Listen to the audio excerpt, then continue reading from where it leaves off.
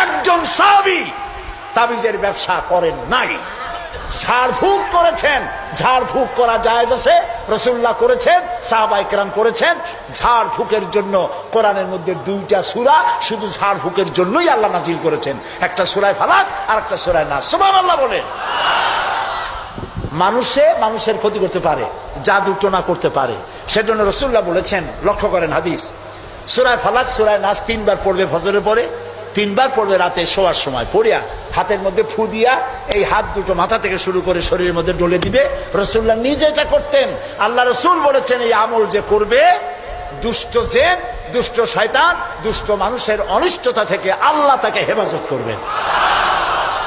সুতরাং এই তাবিজের ব্যবসা ছাড়া উচিত এবং সব রকমের শিখ থেকে মুক্ত হওয়া উচিত। তাহলে আল্লাহ তাআলা আমাদের প্রতি রহম করবেন। আল্লাহ তাআলা জিজ্ঞেস করছেন, ছেলে মেয়ে সুস্থতা অসুস্থতা মানুষের কাছে চাও কেন?